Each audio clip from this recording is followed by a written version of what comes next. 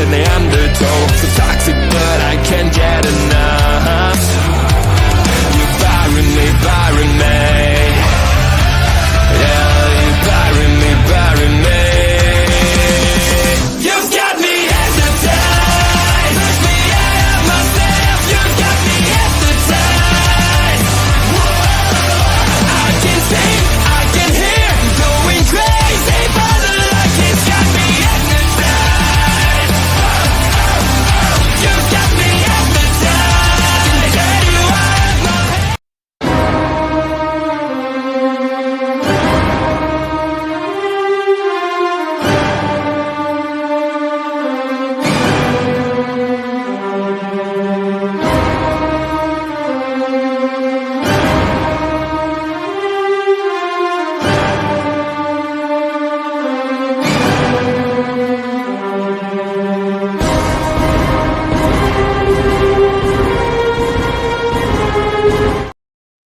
Hello, everyone, and welcome to another edition of Marvel Talk.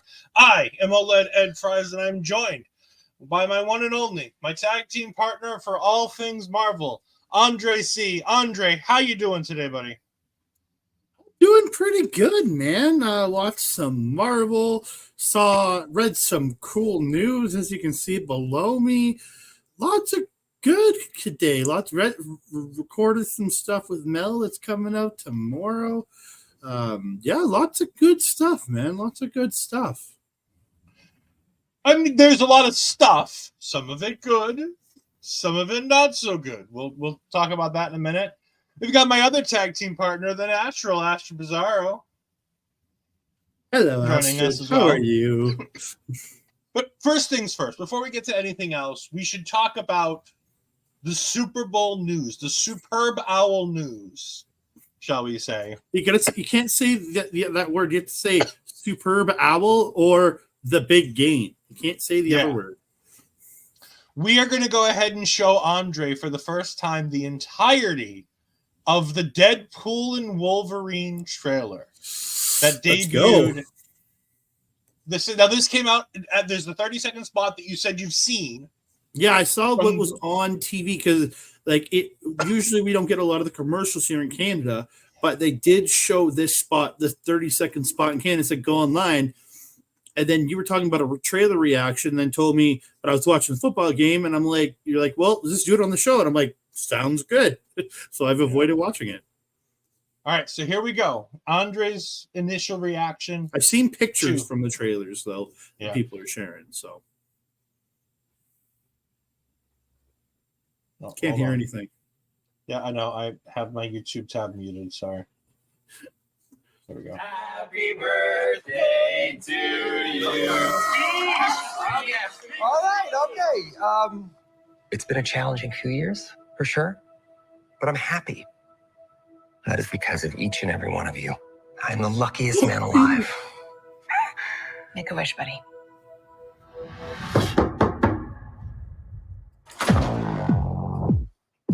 Wade Wilson? Who's asking? Whoa, whoa, whoa, whoa, whoa, whoa, whoa, whoa, whoa, whoa. Is that supposed to be scary? Pegging isn't new for me, friendo, but it is for Disney.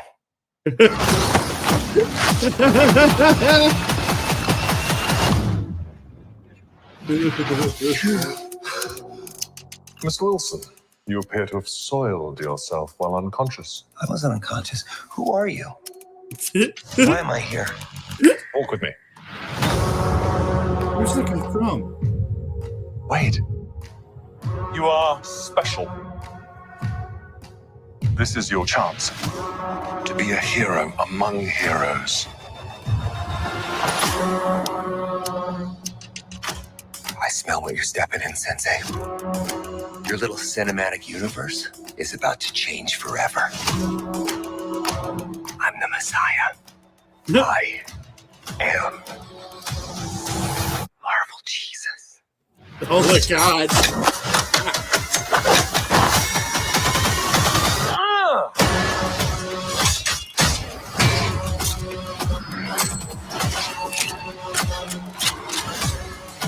God, please! Oh my God!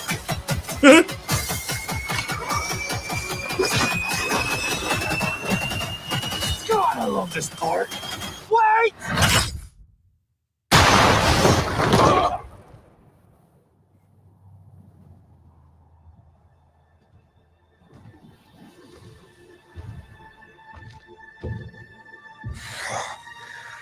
Don't just stand there, you ape. Give me a hand up. Nope, I'm actually okay. Thank you very much.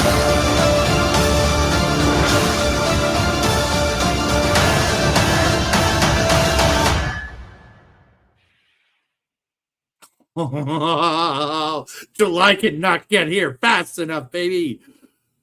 Marvel may only be doing one movie this year, but damn, that movie is going to hit some numbers.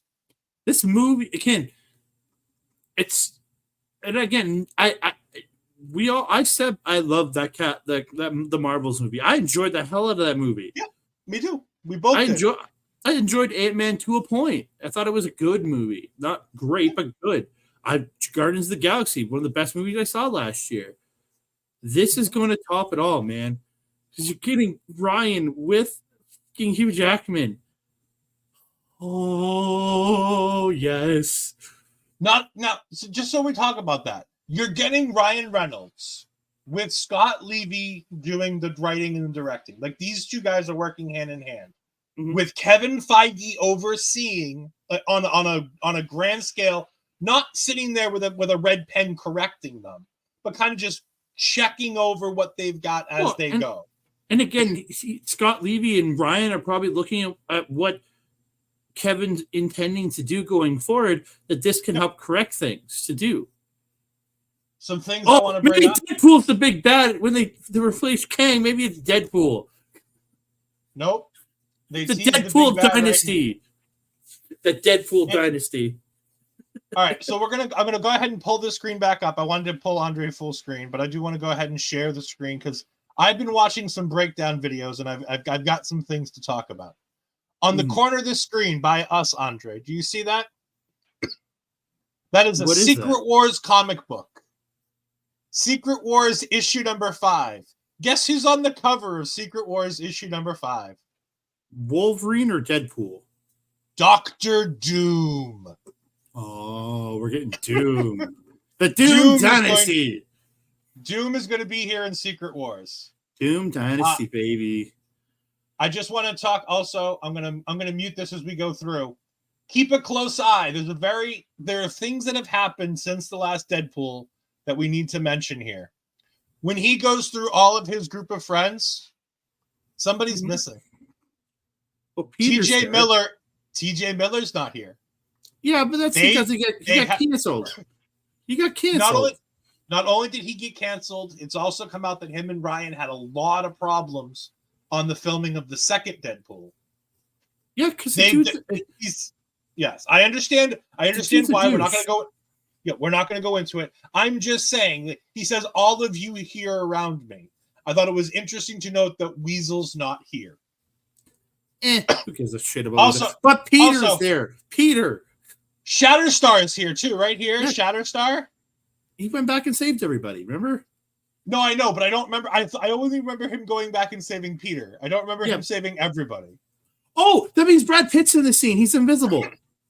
Yeah. So in the photograph, Brad Pitt's there. On the cake in the photograph, there is an empty space right here. Yeah, and everybody believes that's where Brad Pitt's standing. Oh, it was Vanisher. Vanisher. That's it. Vanisher. Yes, that's what his character's name is. Yeah. The pegging reference when they bring out the what was it? The first one? The first movie? Yeah, when he gets pegged for the International Women's Day in the first one. The fact that he mentions that Disney now owns it.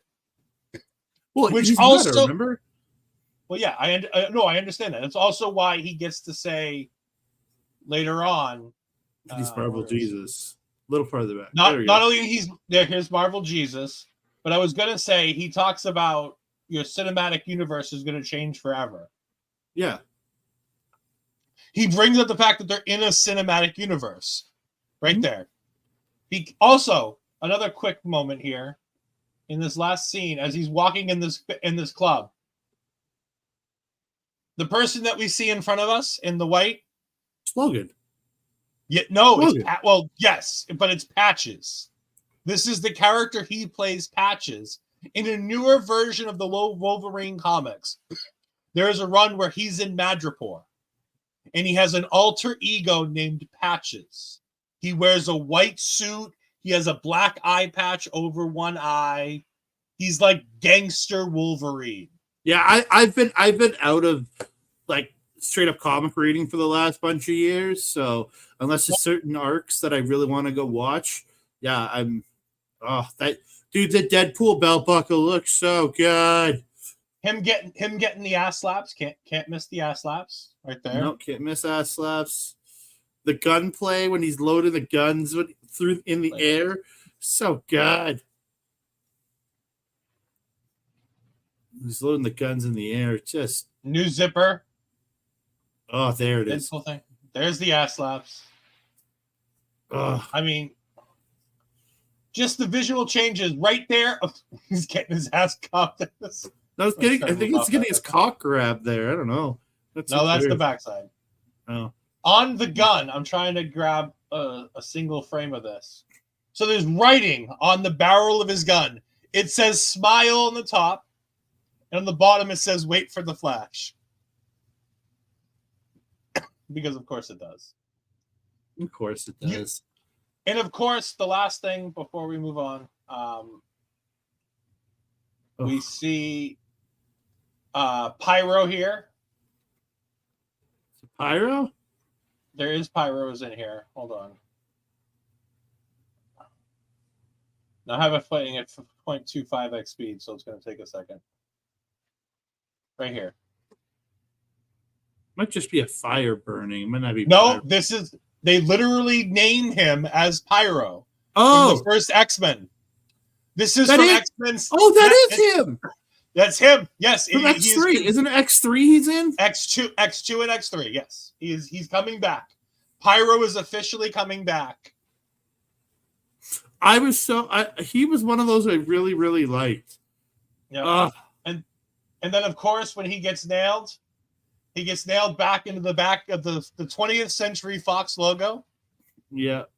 Which sticking out of the sand like the fucking Statue of Liberty in Planet of the Apes. It's sticking out of the sand like that. I love it. Which confirms to us the idea that we're most likely going to be getting Deadpool kills the Fox cinematic universe. Oh, it means Pyro's going to die. Oh. Well, remember, we still got Secret Wars to come. Yeah, but this is going to be the way that they cleared the slate for all of their own mutants. I'm excited, and we can also confirm, based on statements that are made not by anything else, but statements made by both Hugh Jackman and Ryan Reynolds, they are not touching the Logan storyline. So this takes place, as far as the timelines go, this is before Logan. That movie sucked, though. I don't care if it dies. Hot take. Logan, I did not care for that movie. Hugh Jackman is a big fan of it. He really enjoys it, and he didn't want to ruin the emotionality of that movie. It's a well-made movie. I just find it boring, and it's not. I watched it once. I haven't watched it since. No, it's not. Again, it was fine. It was good. I watched it. It just I find it so slow and boring that I don't really care for it. How many times are you planning on seeing Deadpool? At least 3 times before it comes to video. Mm-hmm. I'm going to go to the theater 3 times. I'm going to go for a big Fantastic Four. Speaking of the Fantastic Four, we've got news on that front today. I am so whelmed by this. I'm just whelmed. So we're going to start with the best thing that they did. Look at this awesome graphic for the new title. Yes. I love this. Yas, this is bitch. Fantastic. Yas, bitch. That's so gorgeous. So gorgeous. Absolutely stunning. Old school. Now for the underwhelming news, or as I said to Andre when he talked about it earlier today, the whelming news. Yeah, we also have a cast. We have a cast list for this movie, and I'm pulling up a press release because I'll be honest, I know some of the names, but I don't know how to pronounce some of them, so I'm just going to pull it up. So give me one moment. So, Andre, why don't you go ahead and talk to me? We have the Fantastic Four list. We have the cast released. Talk to me about Pedro Pascal playing Reed Richards. I'm sorry if my audio changed. I realized I was on my computer, on my camera mic instead of my mic. But I'm generally whelmed by this. I think everybody in the world wanted John Krasinski. I wanted Ewan Garofud back. That's who I wanted back. I don't know. It is what it is. It's Pedro Pascal. He's the hot name of the moment. That's why they've got him. He was the Mandalorian. He was the Last of Us, or he wasn't the Last of Us. The little girl was. But I don't know. He's a fine actor. Don't get me wrong. Everything I watch him in, he's great. He could be doing a character, like going full in on his character and channeling who Reed Richards is. We don't know. But from everything I've watched him in my life, I don't see him as Reed Richards. I think he'll do fine. But I think so many people shipped Krasinski for so many years in this role that I think anybody other than him, I think hurts. I don't know. I agree. I think Pedro Pascal is a fantastic choice to play in a Marvel movie. There's no doubting that. He's a fantastic actor. He's great in everything he's in. I'm sure he will do a fantastic job doing the best he can with this movie. I do not think he will give anything less than 10,000% in this role. However, when I think of Reed Richards, I do not think of Papa Pedro or Daddy Pascal as that role.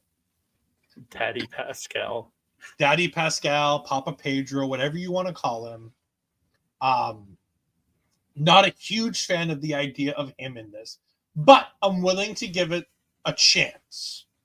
Yeah. And it's changed up some release dates too. This movie being announced, because Thunderbolts now moves to May, which I'm okay with. That's a movie I'm actually very excited for. I want to also bring up with having a Reed Richards, we have a Sue Storm. Sue Storm is going to be played by Vanessa Kirby. I know the name. I just don't. I don't know if I've watched enough of her. So things you may have seen Vanessa Kirby in: About Time, Me Before You, Mission Impossible. Which Mission Impossible is this? I forget. It's the new one coming out in 2025. She was also in MI6 in 2018. She was in the other Mission Impossible as well. She was in Pieces of a Woman. She was in the Fast and the Furious Hobbs and Shaw. She's the sister in Hobbs and Shaw. That's where I know her best from.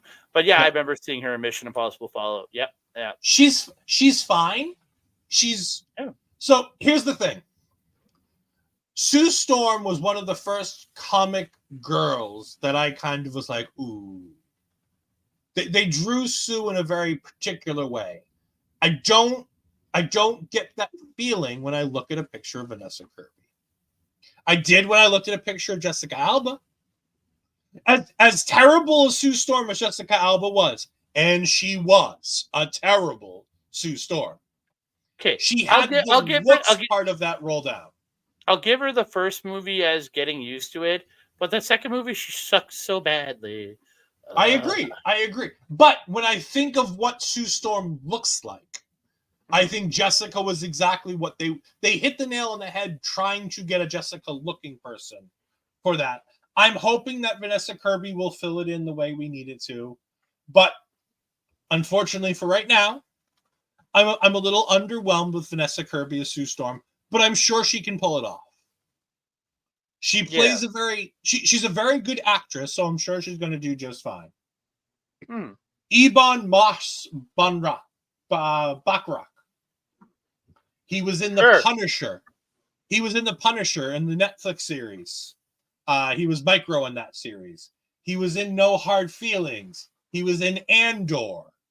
I know a lot of people are really high at him from his role in The Bear, which I haven't. I'll say I haven't seen yet, but Agreed. I've heard a lot of people of really loving on this guy for that role. So, he was in The Last Ship. Okay, I've seen that show. And you know what? Honestly, playing Ben Grimm, I'm fine with it. Mm-hmm. He's going to be a voice. I'm fine with this idea. Ben Grimm doesn't always have to be a big hulking burly guy who has a deep voice. You just have to have a guy who can do it. He's from Amherst, Massachusetts, so obviously I'm rooting for him to succeed. Yeah, he's local. Was it Jamie Benn who played him in that god awful 2015 movie? Yes. He screamed not Ben Grimm to me. This guy has like some size and some presence that you believe he turns into a giant rock monster. But like, yeah, I don't know. I just, again, how do I say? There's been certain comic book movies out there where that we haven't known a lot of the like super people for the cast, and then they become you find that they're perfect. Again, I have no issue with I look at Pedro and I go, I look at Vanessa Kirby and I'm like, I'll give her a shot. I look at this Ebon guy. I'm like, yeah, it's fine, but it's fucking Johnny Storm. And then I'm like, I don't know. And that's where we get to Joseph Quinn. Joseph Quinn playing Johnny Storm. Yeah. He was in Stranger Things. His character is no longer in the show, but he did play in Stranger Things. He was in Gladiator 2, that is coming out later this year. He was in Game of Thrones. He was in Dickinson. He was in Les Mis. He was in Catherine the Great. He's obviously a good actor. Like, there's no debating anything about that. Obviously, he's a great actor. He is in fantastic productions. Mm-hmm. But I don't see, and I'm going to put a picture of him up here because I think this needs to be something that's said. I'm going to just share my screen. I have all the pictures over here. I'm just going to... This is not the guy I'd pick to play the heartthrob. No. At least, and I still don't like that 2015 movie, but at least Michael B. Jordan had some swagger, had some like serious sex appeal. I look at him and I feel like he's going to play it like half nerdy. I'm like, great, half nerdy version of Johnny Storm. Like it's just like there's nothing wrong with him. He's a fine looking person, and I think he'll play a very well acted Johnny Storm. Oh yeah. In comparison to Chris Evans, who played the first Johnny Storm that I saw on here, and as much as I love and I love the Chris Evans Johnny Storm, it wasn't good, but I thought he hit the essence of who the character is. Mm-hmm. He was a hotshot. He was an egotist. He was like, look at me, I'm so sexy. Well, Astrid disagrees. Apparently, he is a heartthrob because she says, Joseph, hearts and eyes. Pedro, hearts and eyes. Astrid is very excited for both Joseph and for Pedro. I understand how you're excited for Pedro. I get it. But Joseph, I don't. But whatever. I can see how the guy is a handsome dude and things like that, but he doesn't scream rebel crazy kid who got kicked out of NASA for doing crazy shit. That's not what he screams. The nerdy kid that sits in the back of the room and studies. That's what he screams to me. Yes, I'm not saying he's not handsome and all that stuff, but he doesn't give me that rebel feeling that Johnny Storm is supposed to give you. He's a guy who got kicked out of training. Like, yeah, see, whoever this Von Pelt, Rob, thank you. yes. Thank you. My buddy Rob. He Thank you, agrees. Rob. I can't see him as Johnny Storm. We're all in agreement here. The three of us, and then Astrid's Except looking Astrid. longingly at it. But by the way, if it doesn't hit for the rest of us and it hits for the women's demographic, it might just be perfect. If he acts well enough for me and you to enjoy him as an actor, and it hits hard enough that the women want him, then you know what? I'll admit that I was wrong. Yeah. I'm not saying he can't want to be that attractive. It's just he doesn't scream rebel getting kicked out of NASA to me. Yeah. So we can now talk about the upcoming release dates now that we have this set up. We're going to see Captain America Deadpool and Wolverine obviously comes out July 26th. Schnick. Captain America Brave New World is tentatively scheduled for today next year. Yeah. 365 days. February 14th. 366. It's a leap year this year. Yes, this is a leap year this year. I do apologize. We can also state with definitive now that it is going to be, July 25th, I believe. For Fan 4. For Fan 4. The Fan 4. Those are what we have definitively. No, Thunderbolts on May 2nd. It took the Fantastic Four was supposed to be May 2nd. Thunderbolts is supposed to be the 25th. They flipped dates. Yeah. But I'm just saying that these are definitive dates that we absolutely know set in stone. Yeah, Thunderbolts is May 2nd. We have no official confirmation that they're going to be ready for that May 7th May date yet. Well, that's the date they released, so. Well, yes, but Mahershala Ali's Blade was supposed to release 3 times now. No, but I'm saying when they released the information about Fantastic Four today, they also put a release date on Thunderbolts as May 2nd. Oh, okay. I missed that piece. That's the only piece I missed then. They officially said those two are swapping dates, and Thunderbolts is taking May 2nd. So that was the official line. I'm going to answer Von Pelt's question because I know my buddy's going to be real mad at me if I don't. Wait, we don't have any movies till July? We don't have any movies until Deadpool, and then we don't have any other movies the rest of the year. We are getting one MCU release this year, and it is just Deadpool and Wolverine. No, we're getting X-Men 97. Well, yeah, no, but that's not going to be an MCU movie release. That's going to be television. And yes, via Variety, I can confirm early 2024, so soon we should be getting X-Men 97 released. Once it is released, Andre and I will be doing episodes for the X-Men 97 series. We are both very excited. So excited. Yes, Rob. Since there's only one movie, we can splurge on the IMAX. Don't you worry. I'm just going to my normal theater. I'm just going to my normal theater where I kick back in a recliner chair and just chill and just watch a movie. After X-Men 97, we get Deadpool in July. Mm-hmm. And then maybe some stuff in the fall. Maybe. In the fall, we are being told that we are still getting Agatha Coven of Chaos. No, Darkhold Diaries now. Has it changed again to Darkhold Diaries now? Oh yes, updated again to Darkhold Diaries. Yes. Yeah, and then it still says 2024 for Eyes of Wakanda, the new Spider-Man cartoon, Marvel Zombies. But do we get those? That's the question. Yeah. And you're right. Thunderbolts is now officially May 2nd. I do apologize. Yeah. Fantastic Four. And Blade is now tentatively scheduled again on the calendar, tentatively scheduled for November 7th, 2025. We're never getting that movie. I you know what? If we don't get that movie, I'm going to be sad because I've been waiting for Mahershala Ali to be able to play Blade for a while. Because I loved the little add-in that they had for him inside the Eternals. At the very end of the movie. Yes. It felt very Blade to me. I just want a Black Knight movie is what I want, but we're getting it. It's going to we're not going to get specifically a Black Knight movie. Supposedly Black Knight is Black Knight is supposedly going to be tied into this new Midnight Suns arc that they're trying to do. It'll be Moon Knight. It'll be Moon Knight, Black Knight, Ghost Rider, Blade. Yeah, there are rumors that it's going to be that kind of crew. Where's Magic? We still haven't. We have not. Ileana has not been seen in the MCU yet. Nico Collins, the Runaway. We haven't. We MCU canon has none of those characters yet. Yeah, the Runaway. Remember, you got to work with what we got in the MCU. Canon?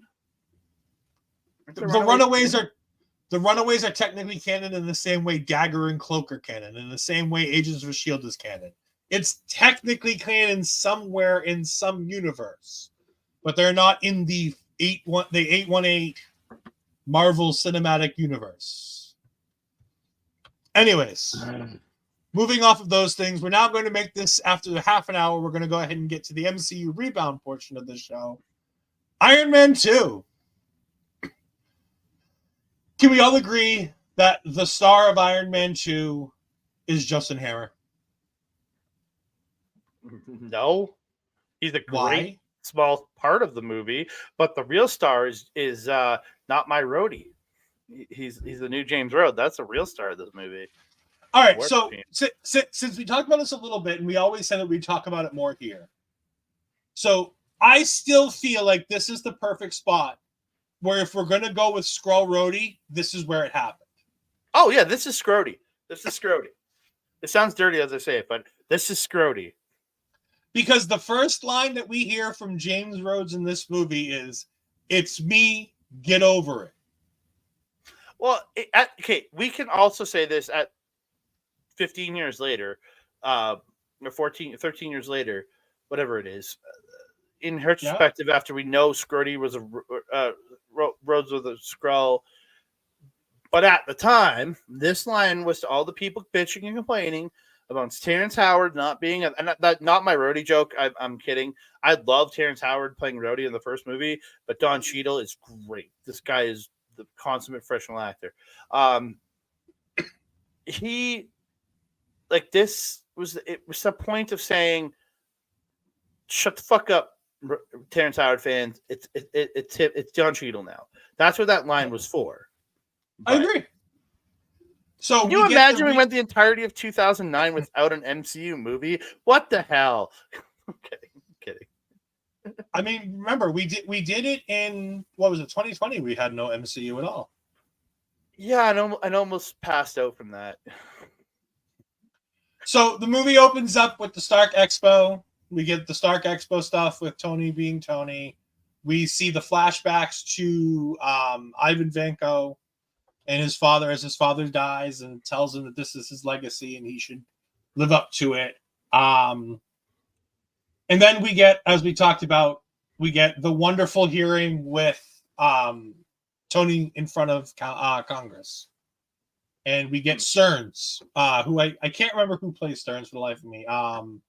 He's that actor that's in everything, and he's just great. Hold on. Senator I'm looking him up right now. Give me a second. Yeah. Gary Shandling. There we go. Gary Shandling, yes. Fantastic. I love Gary Shandling and everything he did in the Marvel Cinematic Universe. R.I.P. He Gary pops up Shandling. every... Yes, R.I.P. Gary Shandling. Yeah. But Tony's going ahead and defending himself in the Iron Man, and the government wants Iron Man. He's like, no, I am Iron Man. The Iron Man suit and I are all one. And then they start showing off different countries trying to go ahead and make new Iron Men. And they announce Justin Hammer as an expert, to which Tony has the greatest line. I acknowledge that Mr. Hammer has entered the room. I am still, however, waiting on the expert I was promised. So good. By the way, Sam Rockwell. Like I made the joke. He's the star of this movie. I adore Sam Rockwell as Justin Hammer. He is perfection. I watch movies because I know he's in them. Because there was a movie he did with Anna Kendrick called Mr. Right. Mm-hmm. So fucking good. The guy is just this almost perfection of an actor. Don't get me wrong, he steals every scene he's in. The dancing on the stage later on in the movie. But again, I love him, but it's such a small part of the movie if you really think about it. I agree, Yeah. but it's just like he's so charming.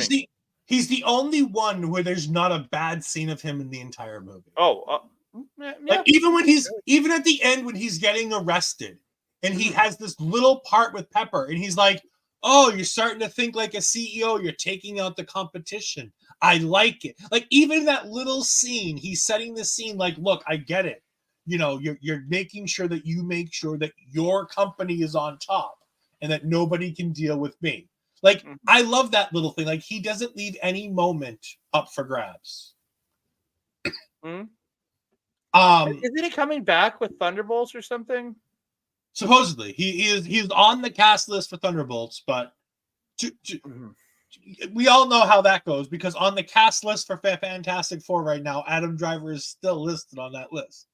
So, like, until we get more confirmation about these movies and filming and everything else, how things go, we'll never know. True. We then have a couple of scenes, but we end up in Monaco, where the Lord Emperor himself, douchebag. Whoa! Don't pass over the debut of Black Widow. Come on. She hasn't happened yet. It hasn't happened yet. We haven't met Natalie yet. Yeah. I'm sorry. We do. I'm sorry. There is the she's scene the person Natalie. from legal that helps. Yeah. That gets the signature when he transfers over CEO. So just so to clarify, the reason why I keep looking over is because I have the movie on my side screen and I'm scrolling through the bottom. And when I scrolled, I missed this scene and I got to Monaco. She beat up Happy. It was the best part. Yeah, it's great. I think she's great in this. She was fantastic. She's so good. I miss the red hair on her. Like looking at this Scarlett Johansson and thinking of the Scarlett Johanssons that we get later on. I miss this Scarlett. Yeah. I don't like the blonde. I like the redhead. No. I like the red better. I love the red. Plus, it gives a nice contrast to Pepper, who's got that like carroty orange, strawberry blonde, and then you have Black Widow, who's just got this deep dark red. But she's fantastic in this. She uses like the Krav Maga to go ahead and take Happy down and make Happy tap out. Yep. It's just and Tony's smitten from the moment he sees her. Mind you, he's pretty much dating Pepper at this point. And he's in love with Pepper. They're not quite dating yet, but he's in love with Pepper. And she's kind of in love with him, but she's refusing to admit it right now. Yeah. We then move on to Monaco.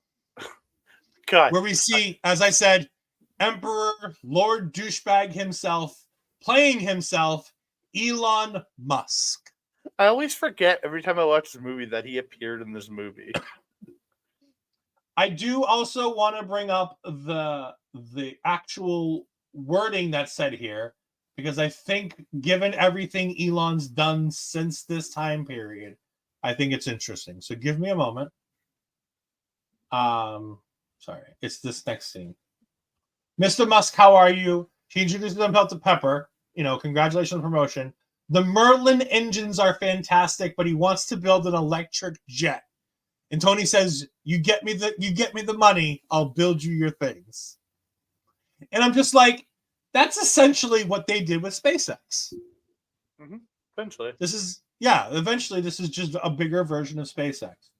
We then get Leslie Bibb joining us again as she's doing a piece, probably not as comprehensive a piece on Justin Hammer as she did on Tony Stark in the first movie. Oh, definitely not. It's not going to be that comprehensive, that's for sure. It's Justin Hammer. I agree. Tony then decides to race in the Monaco race himself. Oh, this pissed. I when I first saw this movie, I was like, "Oh, that's awesome, getting the race car." Now that I follow F1, I'm like, "No, you fucking piece of shit!" Like, no, just no. Do you see? I now side so much more with the driver of that car being so pissed off.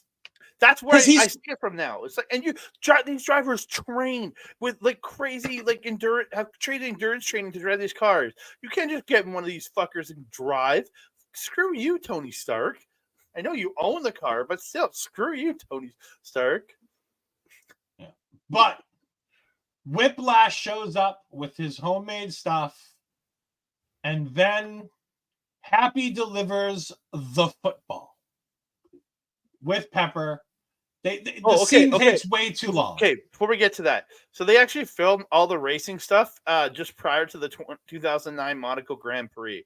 Yeah, they filmed it just earlier than that, so they could do it well. Because again, they take actual street setups to do those races, so they had to do it in between training sessions and everything. It's crazy. Yeah, but I do want to show. I just want to show this scene, and I know. We're going to be fine. Marvel's never going to see this. Nobody tell them. We're going to go ahead and show the suit up scene because this is one of my favorite scenes in the entire movie. It's one of my favorite suit up scenes in all of the MCU. It's the best suit up scene in the MCU. The best suit down scene is in Avengers. The best suit up scene is this one here. No, I'm still partial to Endgame with the nanotech, the double tap, and just the ease that he does it with that. It's cool, but it's not as cool as this. Mark 4, I want to say. Yes, this would be Mark 4. I think it's Mark 4. Yeah. This is absolutely the Mark 4 armor. It is beautiful. It is fantastic. It's just utter perfection. Mm. But again, this fight is really good. And to be honest with you, Mickey Rourke is really good in this entire movie. Sorry. That's Mark 5.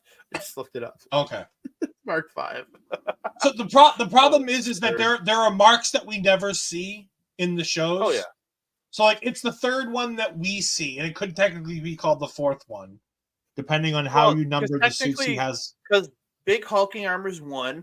The silver suit that War Machine is used from is 2. Iron Man's the suit from 1 is 3. The suit he has in this early on in this movie is 4. So this makes 5. Yeah, but technically, the reason why I say depending on how you look at it is because a lot of people look at the silver suit as War Machine. Yeah, because but again, it's the original becomes Mark. War Machine. Well, I understand it's original Mark II. Yeah, the Mark II armor. Mark 1 armor, because our Mark 2 is what he wore the rest of the movie. No, Mark II. Then this is like I said. This is where we get into the issues because the Mark 1 armor is technically the giant armor that he built in the cave with the box of scraps. Oh yeah, this is Mark 2. The Mark 3 is what he essentially wore throughout the rest of Iron Man 1. Yeah, sorry, my brain just did not work there. I apologize. No, you're good. You're good. As we continue to talk about this, I want to talk about this guy right now while we got a minute. Let's talk about Mickey Rourke. Mm. We're both wrestling fans. We've both, seen the wrestler. Mm-hmm. You know what? I understand that Ivan Vanko's character in this movie is 2 different comic book characters put together. I get it. Yeah. I'm okay with that. Yeah, me too. Because you know what? I think Mickey Rourke really does well in this movie as a villain. Mm-hmm. I think I just realized just enough Mickey Rourke. I just realized Marissa Tomei is also in The Wrestler, and then she would eventually join Spider-Man. Mm-hmm. I Forget hit on by Tony Stark. Yep. Speaking of which, for any of those interested, we are going to give our thoughts on Madam Web at the end of the show. So I refuse to watch that trailer, so you will have nothing from me. The truth. Fuck that movie. All you have to do is sit here and watch as the world will consume you. He has such gravitas in this role as a villain.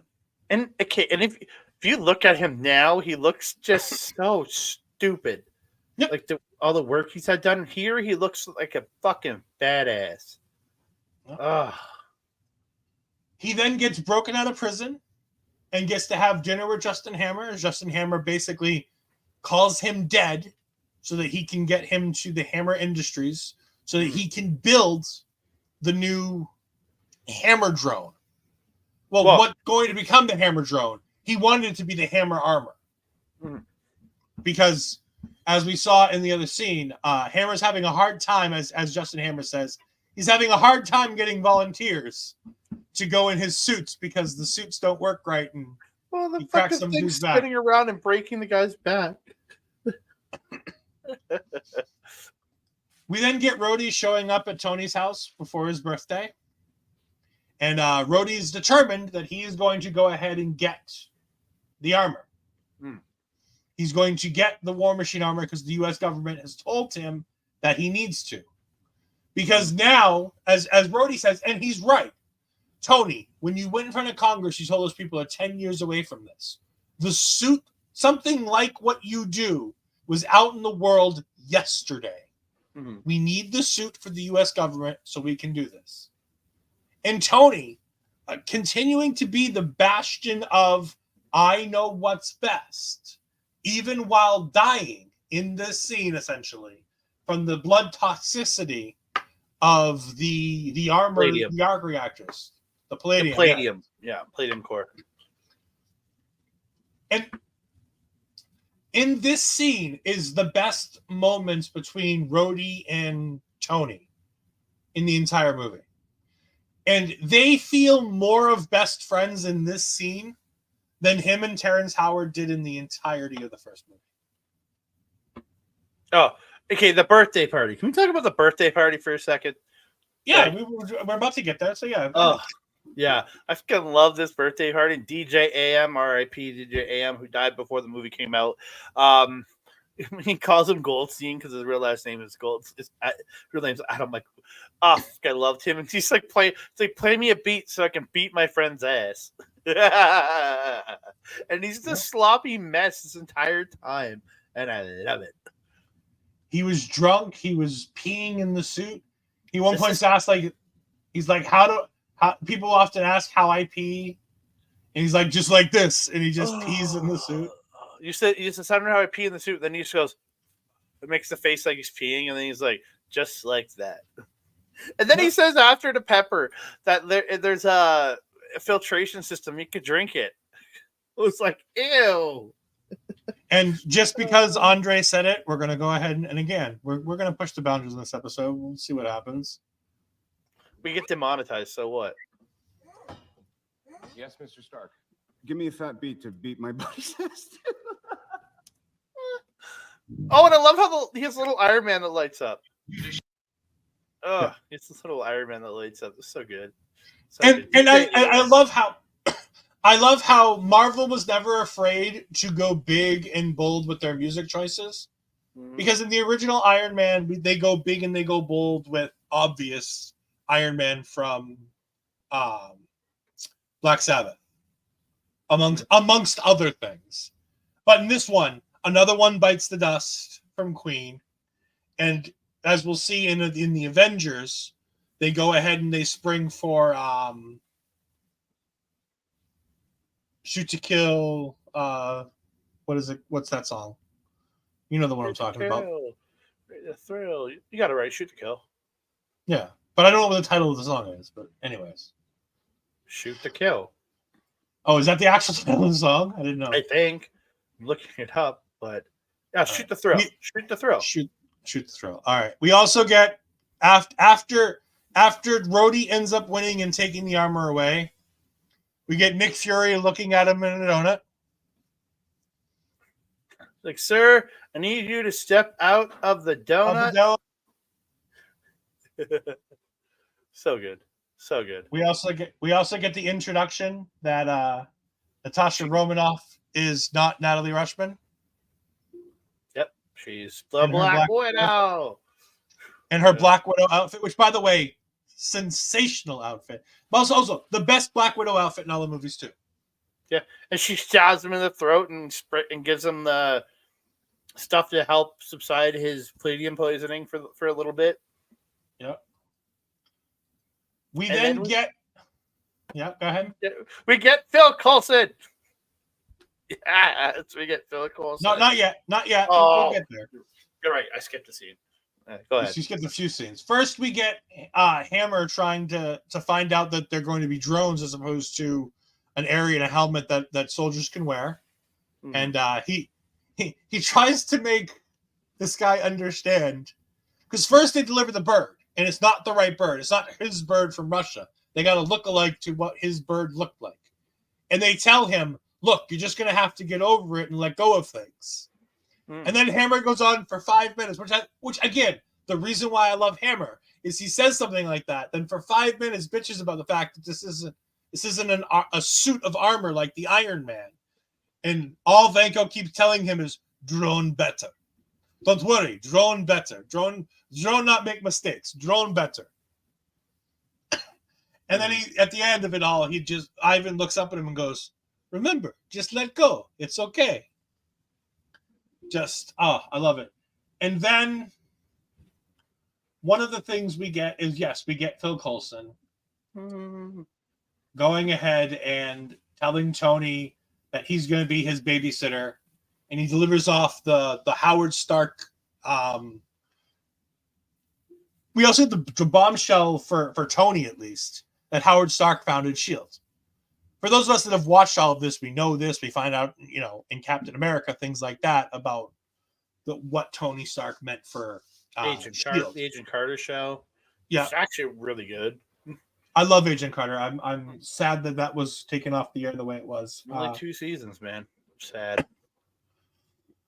But we get this scene, and then we get one of my favorites, which is Justin Hammer going through with the military, providing them with the weaponry for the War Machine.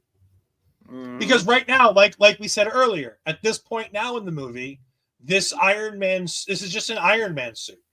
It's not technically the War Machine that we'll know and love going forward. It's just an Iron Man suit. Oh, he's pulling out, he's like a pistol, a shotgun, a machine gun, and then he pulls out, this is the ex-wife. I was like, fucking Jesus Christ. And then there's like in the roadie, I'll take it. Which one? All of it. And you see the mouth kind of drop of Justin. You're just like, oh, that's perfect. It's perfect acting right there. Oh, so good. And just because, again, like I said, I'm going to push the boundaries of this episode, and I really don't care. We have the introduction of the ex-wife, which, by the way, the reason why I'm playing this is because this doesn't work at all. A divorce. That's my question. Oh man. Oh, it's just the inane bullshit. Just he's spewing with that little pen that he's holding. It's hilarious because again, it just shoots off and like in the movie, it bounces. It bounces right off Vanko. Then just burns out and just sits there. It's like, oh fucking Jesus. Yeah. But then we get to the scene of Tony finally sitting down and looking at Howard's paperwork and looking at all the stuff that Howard did. And there are some videos. And with this being Valentine's Day, it hits a little home to see the father that Tony really never thought loved him and the father that Tony never really understood. And the scientist he was and the man he was and how much he was like Tony. Because, he's watching this and there's little Tony in the background and he yells at Tony to get away and have his wife Maria come down and take Tony. And then at one point he's like, I'd like to show you my ass. Because he's just bored. He's sick and tired of recording this. I love John Slattery just having fun here with some of these little bits. Oh, so good. And again, this time, wasn't he doing Mad Men? Wouldn't he been doing Mad Men at this time too? He had just got that movie. That show had just hit around this time, and he's so good, man, so good. But I say all that to say because at one point he's tired, he's sick of it all. He's works with children. Not quite. He doesn't quite work with children who can't run a fucking Target, but he's getting close. But he has this heartfelt plea. He has this heartfelt plea at the very end of this. And it's just so heartwarming. It's like, because it's a moment like where he just knows the camera's not on. And it's like Slattery and Tony are in the same room. And it's just beautiful. So beautiful. It's so beautiful. Let's do it. Push the boundary. You're too young to understand this right now, so I thought I would put it on film for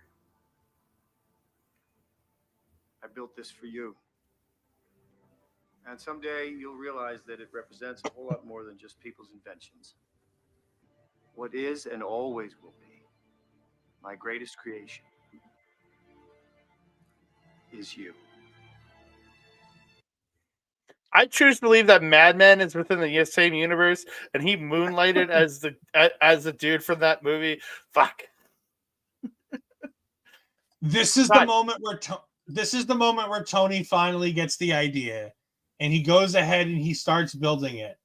Well, and he has to go see Pepper, and he brings her strawberries, which she's allergic to, and this is where he finds the boards, the city of the future, which he uses to essentially figure out the nucleus of the element that he needs.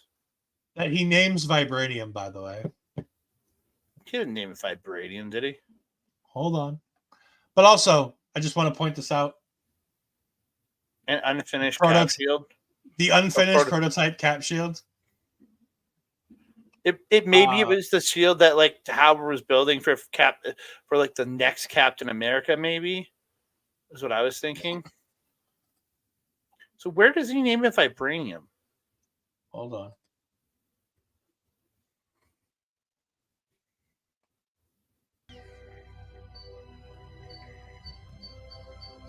Sir, the reactor has accepted the modified core.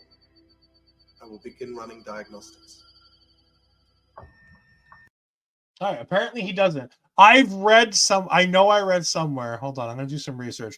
Why don't you talk to me now about the final fight that we get into coming up here? So yeah, we get to the third act. So Vanko calls Tony, tells him blah blah blah blah blah. So Tony rushes to the Stark Expo where Hammer is debuting all this shit, and he like the War Machine's displayed. It all salutes because that's all the drone can do. All it can do is salute, according to Vanko. And then Tony lands there. He does the photo op with the War Machine. Says, "Dude, you got to get out of here." And then it all starts to target Iron Man, and the drones all attack. So we get a pretty cool scene. But I'm like, all I could think was the entire time is why is Tony Stark flying into these bridge areas and all this stuff where these drones can shoot items and people, and I'm like, does he not care at all? Is he that self-centered that he wants to save himself that he'll let so many other people die and get blown up? Because you have to admit, at least one or two people got blown up when all those cars got blown up in that parking lot. Like, yeah, it is just nonsensical. Like a real superhero would have flown up to the sky and just kept flying around in the sky until they went down, unlike Tony, gotta save my own ass Stark. And he hacks into War Machine, eventually gets hacked in the War Machine and takes it over. Or Natasha. Natasha goes to the Hammer Tech place, and she takes down all the guards while Happy's fighting one dude. So good. And she does La Mystica in the fight scene where she goes into the head scissors, then comes around and slams the guy's face in the ground. La Mystica. That is La Mystica. For all you wrestling fans out there. But yeah, and she hacks into Rhodey. We get Rhodey back online, and this is where they fight off all the drones, and then Vanko shows up in his Ironmonger Whiplash crossover, I would say. The best I can describe it. This is like an Ironmonger Whiplash. Mm-hmm. Like it looks a lot like Ironmonger with the big feet and how it's built. Proceed to have a kind of underwhelming fight where he smacks him around with his laser whips for a minute, and then they both get caught up in the laser whips, and they do the friendship is magic beam of explosion in the middle, taking out Ivan Vanko. And then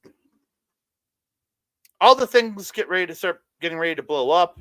He saves Pepper, and they kiss on a roof after, yeah. And Rhodey makes fun of them for kissing on a roof. Yeah.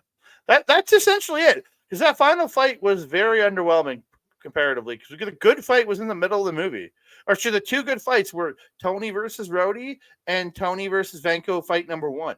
Those were the two best fights in the movie. This last fight was like the chase scene was cool, but the fight scene was underwhelming. Yep. It was an underwhelming third act. It kind of took all of the power out of the villain at the very end of the movie. Oh, by a long shot. Yeah. It's just, and that sucks because I think Vanko had, like, and people rightfully bitch, whine, moan, and complain that the very end of this movie, you know, that Vanko's a bad villain because of how the movie ends. And I agree. I think that they do such a good job. We're both wrestling fans. They built Ivan Vanko up so well to take on the champion. He was Andre the fucking Giant going up against Hulk Hogan. And then they squashed him. And then they freaking James, what's that weird little dude with the face that was James Ellsworth. They James Ellsworth him at the end. I don't know, man. Like they just I don't understand how they managed to fuck this up. I really don't.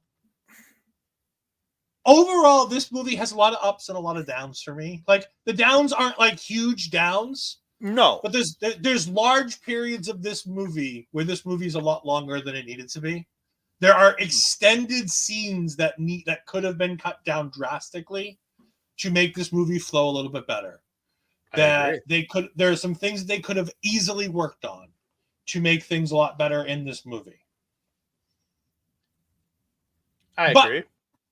At the end of the day, we have to go to, and by the way, it's something that the fans, I guess, kind of touch up on, that Tony Stark's new element is vibranium.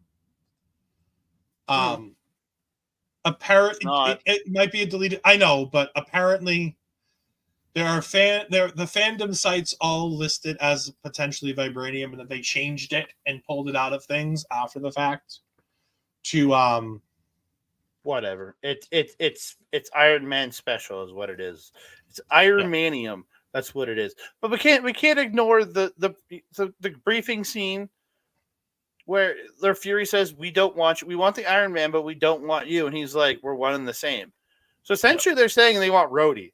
In my feeling, they're saying they want Rhodey more than anything. That's the feeling I get there. And then the post-credit scene. It's a big old hammer, baby. Yeah, it's a big old hammer. Big old hammer smashed into the ground. Previewing the next movie, Thor. So we have to obviously talk, as we always do here. I go to Box Office Mojo Extraordinaire. This movie had a budget of $200 million. It was released from May 7th, 2010 to August 19th of 2010. Had a runtime of 2 hours and 40 minutes. It was in release. 2 hours and 40 minutes. 2 hours and 4 minutes, dude. 4 minutes is what I said. You said 40. Oh, I'm sorry. 2 hours, 4 minutes. It was in release for 239 days and 34. So out of 34 weeks, which is weird because definitely wasn't. It was only from May to August.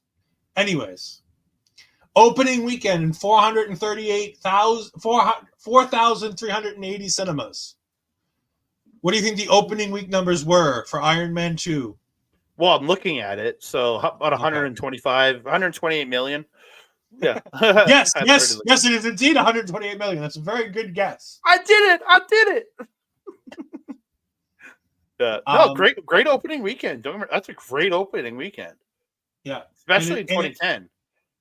It ends out doing 312,000 domestic, 312 million domestic, 311 million internationally, for a worldwide gross box office of essentially $624 million. Thousand, no, not thousands, millions. This is the good MCU. $1,000,000. Overall, it's a big success. It makes big time numbers. It did, this is big numbers. I think, if I remember correctly, this is bigger than Iron Man. I'm pulling up on stat Iron Man. Iron Man came out with 585. So yes, it is an improvement on the Iron Man. Mm-hmm. we go back to the charts. So far, we're both exactly the same. Iron Man 1, Incredible Hulk. Where does this rank in the 3? Right in the middle at number 2. It's better than the Incredible Hulk. That's for gosh darn sure. And just so you know, Incredible Hulk will be at the bottom of this list when we catch up to the present. It will. I will give fans tonight. The Incredible Hulk will not be at the bottom of my list. It's at the bottom of mine forever because it's the worst fucking movie in MCU history, and it's not even it wasn't made by Marvel. That's why. It's part of the reason. So, where's it at for you? Is it still at the bottom? Is it in the middle for you? It's in the middle for me too. It's not quite as bad as as the Incredible Hulk, but it's not nearly as good as I remember it. I remember this movie more fondly than it is. I used to go around saying the best Iron Man movie was Iron Man 2.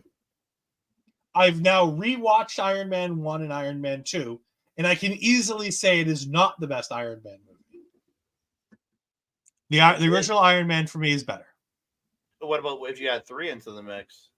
It's at the bottom. It's third. I almost wholly despise Iron Man 3. I don't hate it as much as you do, but I still think it's the worst of the 3. I think it is a movie made for a purpose, but it feels like the purpose that they made the movie was lost on this. I don't know. There are issues with that movie, and we'll get to it very soon. Unfortunately, we're going to get to it very soon. It's only like 4 movies away, I think. Yeah. Yeah. We have the next movie we'll be doing is Thor, the original Thor with Kenneth Branagh. Then we'll be doing Captain America. And then we're at the first Avengers. So and close. we'll end phase 1. And we'll end phase 1. Phase 1 seems so simple. It was because there wasn't 3 movies a year for 3 years to do a phase. Even phase 2 was pretty small comparatively to what 3 and 4 would become. 100%. I also want to ask you a question because I watched this movie again last night, and I now officially want to put it in. With Deadpool and Wolverine now being pulled in as an MCU movie. Deadpool definitely. Deadpool I was going to ask you that question. Yeah. We are going to be reviewing Deadpool 1 and 2 as part of this, correct? Yes. All right, cool. Yes. Oh, I love those movies. We're going to go ahead and end on a bit of a sad note. Madam Web opens this weekend, and I will tell you, don't go see this movie. We will not be reviewing it. We are not Marvel talking this movie. I have zero interest. I'll watch it. I'll illegally stream. I will probably illegally stream it when I can find a copy online. Like, I don't care. Oh, Madam Web is an old woman who exists to spin the Spider-Verse together. That's what she's there for. She's not there to do superhero shit. Screw this movie. So hard. I love Astrid. I adore Astrid as well, but I have to point out something. Because it has to be said. Where did I put this? Did I put it in our Discord? I did. I put it in our movie Discord. Okay. What are we doing? So on the road to this movie coming out, in another place, Dakota had to but I'm sorry, was Dakota Johnson? I just don't like her. I think she's great. I think she's adorable. I love her. I've seen some of her movies. I adore some of her movies. Her father's a great actor. She's not. All right, we're just gonna go ahead and play this for a moment. Oh, hold on. I have to get the actual tweet out. Apparently, hold on. Oh, come on! I have to actually get the tweet. Hold on. Jeez. Hold on. Jeez. This presenting thing isn't as easy when I have to have responsibility. I know. Can you name the 3 Spider-Man Tom Holland movies? Yeah. Should I just go on fate? Yeah. Oh. Spider-Man. Here he comes. Here he comes. Yes. That's number 1. Yep. Spider-Man, and he's back. And the other one, the last one is the Goblet of Spider-Man.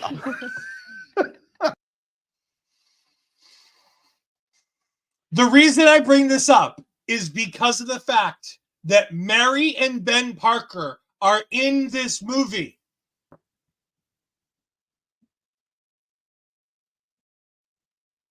Mary and Ben Parker are in this movie. Now, listen, we railed on people for bashing the Marvels because of the fact that it was an all-female led movie. I wanted this movie to be very good. I was waiting until this weekend when I saw reviews coming out about whether or not I was going to go and see this movie. Because I was hoping that it'd be good. Because it's an interesting idea. But here's the thing. Sony keeps trying to do a Spider-Verse without Spider-Man.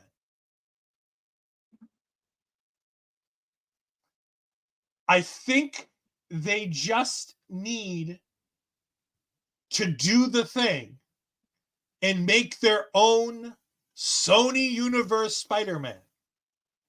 And I don't know what the deal is with Marvel about whether or not they can or can't do their own Spider-Man. I don't think they can with the agreements now. It's all going to be MCU tied in with the deals they've got. So that's the problem. Like, don't get me wrong. I know people hated on Venom and Venom 2. I enjoyed those movies. I had a good time watching them. I thought they were all right. Yeah. Those were done well. Carnage, Mobius, yeah, I agree. It just, and again, I don't want to shit on it. I'm not shitting on it because it's a female-led movie. I'll shit on Dakota Johnson because I don't think she's a good actress. That's me just not, I think she reminds me of January Jones in the fact that she plays one character well, and that's the only character she can play. Here's my thing but Dakota doesn't even do one character well. She just does those characters mediocre at best. Like, just... I'll be honest. The 50 Shades movies aren't as bad as people make them out to be. They're fine. No, I saw the first one. She's really good in those. I really enjoy her. But here's the biggest thing.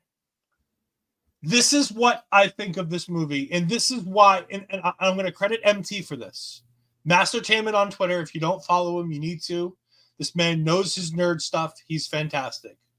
For those who don't remember, he's MT from New Rockstars. He's now working with Heavy Spoilers on occasions while he does his own thing. He said, and this is the biggest thing, Sony Entertainment had so little faith in this movie to do well, they put out one trailer for this movie. One. Because they didn't have enough good things in this movie to put out multiple trailers. So why the fuck didn't they pull a Warner Brothers and just write it down for tax write-offs? Like, really? I'm still chapped that we never got that Batgirl movie. Yeah. And Ash is right. I had hope until... Me too. And here's the thing. There are reviewers who positively reviewed the Marvels who were like, look, it's fun. Is it the great... They were like, look, is it the greatest movie in the world? No, it's not the greatest movie in the world. But they were like, it's it's a good time. Families will enjoy it. They were at least even. They were fair to the movie. And all of them, I have not seen one positive review of this movie. It has 16% on Rotten Tomatoes. Even the Marvels was what? The 30s? 30s or 40s. Hold on, I'm looking up the Marvels now.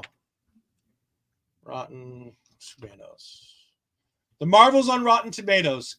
The tomato meter was 62% for critics. That's still quite decent for critics. Audience score is 82. But like, and you can look at this movie, and I'm like, are you fucking kidding me? Audience score for Madam Web is a 66.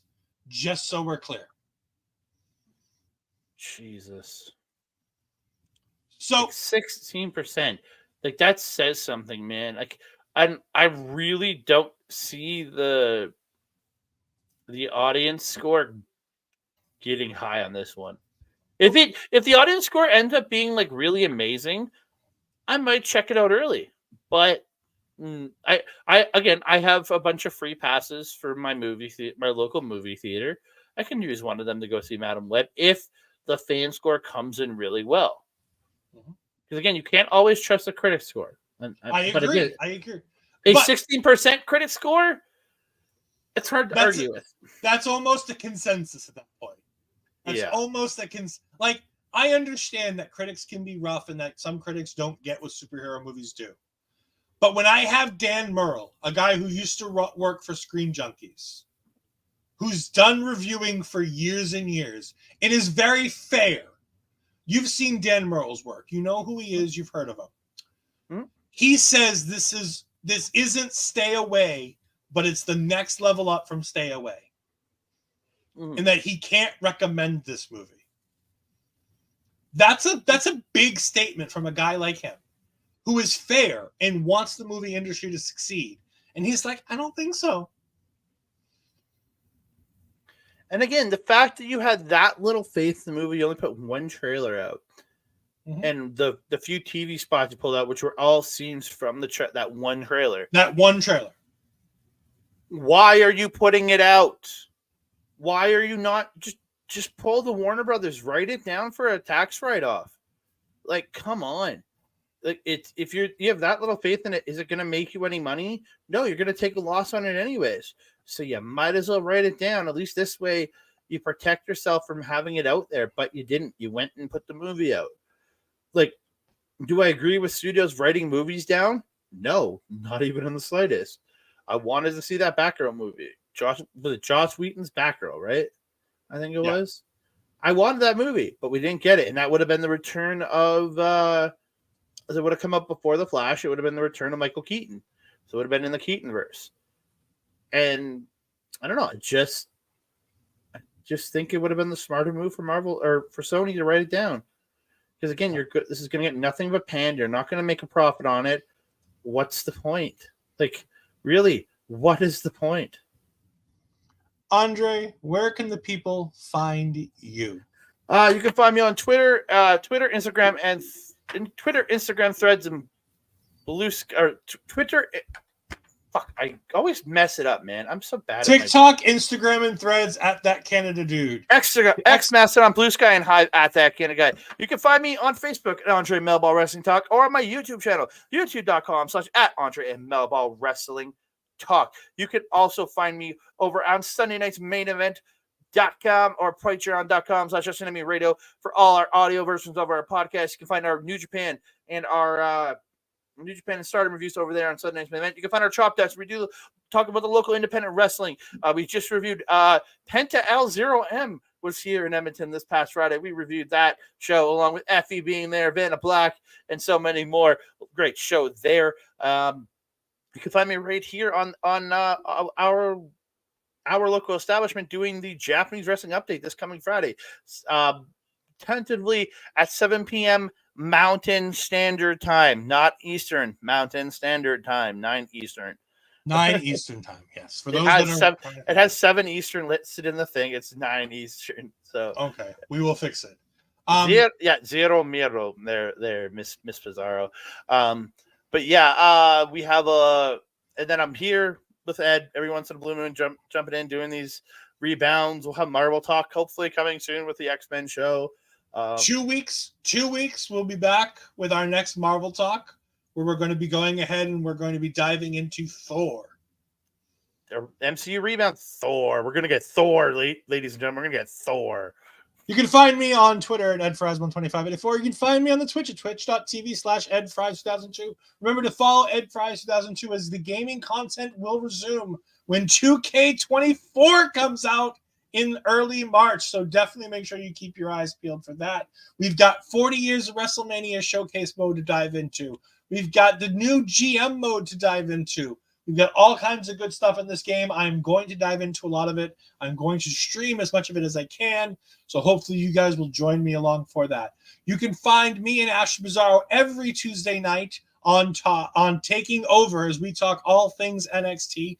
This next Saturday, not this Saturday, but the one after it, You can catch me and Bobby Munson having brunch with Bobby and Ed as we go ahead and we're going to be doing the post show for Elimination Chamber. Elimination Chamber takes place at 5 a.m. Eastern Standard Time, 3 a.m. Mountain Time. So that will mean that the post show will probably be taking place at 9 a.m. Eastern Time and 7 a.m. Mountain Standard Time potentially. So yeah, I won't be up to help you guys with that one. you know what? You should wake up and enjoy it with us. It's going to be fine. You, as a Japanese wrestling fan, understand the commitment to waking up at the ass crack of dawn to once watch a year. Wrestling. Once a year, I do that on January 4th. Once a year. You can do it on February 25th or whatever the hell it is for this show. What's the date of that? Because I have plans. I don't know. It's next Saturday. I have plans. I have plans that night. I can't. I'm going to be out the night before at Wrestling Live, and then I'm going to be going out to a game night with my friends later on that. You know what? That's fine. That's fine. You know what you do? After you get back from the wrestling show, just don't go to bed. Yeah, Stay up all night. Stay up all night. We've got a comment in the chat. Yeah, brunch time. And also remember that our first episode of Talking Takeover debuted on Monday, and you can go ahead and catch us. Hopefully, Astrid, you're in the chat. Next Monday night, 9 p.m. Eastern Standard Time. Yes, next Monday. I'm just waiting for that London show. I'm just waiting for you guys to review that first Takeover London, where Finn Balor was throwing the chainsaw around as Jack the Ripper demon. I love that entrance. Astrid has consented. Next Monday night, we'll have Talking Takeover Episode 2, NXT Takeover, the first official takeover. We'll be doing that next Monday night, 9 p.m. Eastern. And of course, make sure you catch me guest as a guest co-host on Honor Ramble tomorrow as we talk Ring of Honor. I'll be joining Kyle Sparks for one night only on Honor Ramble. And in 2 weeks, I will be joining the boys at Ring Respect Radio, talking. At least this is what I've talked with Bobby about.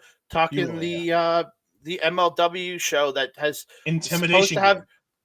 Supposed to have Satoshi Kojima versus Minoru Suzuki, but Kojima was pulled out of all his Fantastica Mania dates due to an injury. So that's all tentative, but I will be there to talk about that show with them on the 29th. We're going to go ahead and say goodbye for now. We'll see you next time. Goodbye.